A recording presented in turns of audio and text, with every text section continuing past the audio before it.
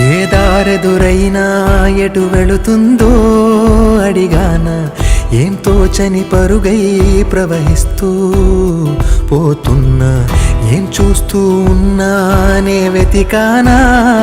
ఏదైనా ఊరికెనే చుట్టూ ఏవేవో